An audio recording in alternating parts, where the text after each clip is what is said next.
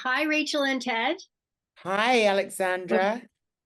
What a beautiful film. I absolutely loved every bit of it, from the adventure to the dedication that Bronco has to saving the earth and the deeper plot lines. Rachel, how did you come up with the storyline?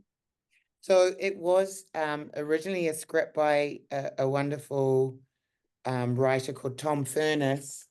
It was about three little boys, and they wanted to conquer the mountain and get Ben, who is become Sam now, um, get Ben better. The mountain didn't have a name, and I found that very discombobulating. And I thought, what a great opportunity to, share with the world how we feel about our mountains and environment. So that involved naming the mountain after my own mountain, one of my mountains, Taranaki, um, and also doing a complete rewrite on Bronco and changing the main sort of motivation and intention of Sam, who also I made a girl, because when I was young, I watched Stand By Me would have been one of my favorite films, I think. And I really thought it was important that we see ourselves in there. Ted, how did you get the role? Um, my nan was scrolling on Facebook and she came across a Māori boy, 12 years old, looking for an actor. And my nan wanted me to do it. She asked my mum, and my mum said, yeah. Oh, and then my mum asked me, and then, yeah, I'll give it a shot. And then I got callback after callback after callback. We made it to the last callback, and then like a few weeks, and then she rang us, and we got the good news. Rachel, the young actors are so perfect. How tough was it finding the right actors for each of the roles? Well, we did go through, as Ted said, we reached out on Facebook.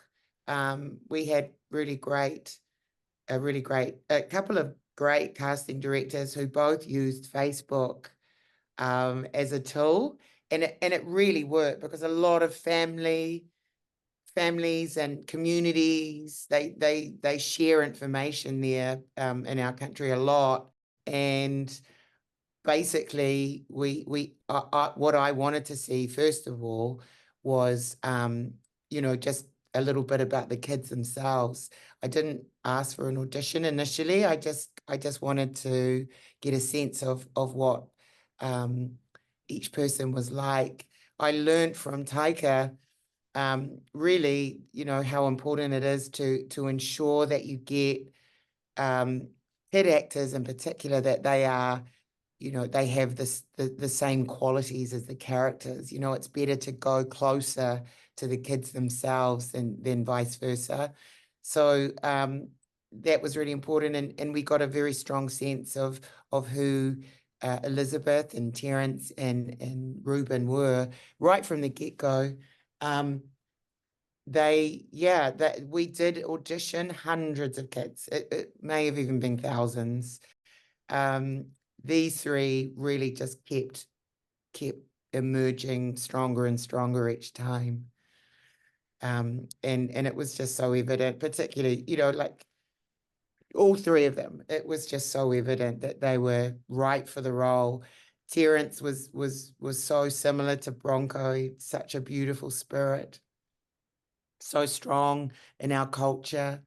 And Reuben had just come back from the UK. He had to return with his family who are from New Zealand, but they were living in the UK, and they had to return for COVID. And so he was feeling very much like an outsider in life, and I think those beautiful, vulnerable qualities came through with him. And Elizabeth just had that really fierce determination. She's not as, kind of uh, hard hitting as Sam. She's actually quite a lovely, you know, sort of soft, lovely person. She had to do the most acting, I think, out of all three of these kids, because she did play someone different to herself. But what she did have was, of course, that beautiful, fierce determination, which was wonderful. Ted, this is your first film. What was the most surprising thing that you found out about making films? The most surprising thing, what I figured out was probably how much people actually work on a movie. Because I never thought I'd be doing a movie. I thought I wanted to be a rugby player. I didn't know there'll be heaps of people doing movies. What was your favorite scene? Was it riding through the water on your bike? My favorite scene was all my wheelies and the water one, but my favorite scene was probably when we were up Pouakai and the beautiful view up there. Rachel, when you were a kid, did you dream of having an adventure like this, or did you have adventures like this growing up in New Zealand? I did. I had a friend called Claire. She's my best friend. She lived just up the road. We both had bikes, but we would climb almost every weekend. We'd climb. We had a beautiful, a big hill covered in bush at the end of our street. And we would climb up there a lot, and then we would find big leaves and slide down.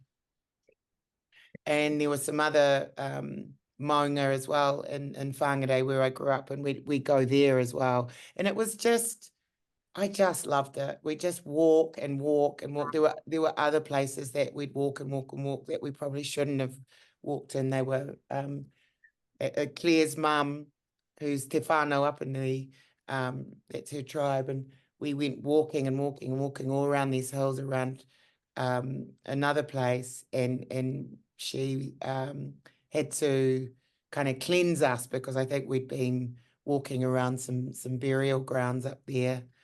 But anyway, we had a lot of experiences like that as kids, definitely. I mean, of course, it's before phones and, you know, computers and iPads and whatnot. So that's what we had. We had nature. And I just remember feeling so free and happy and, you know, taking in that minutiae of nature.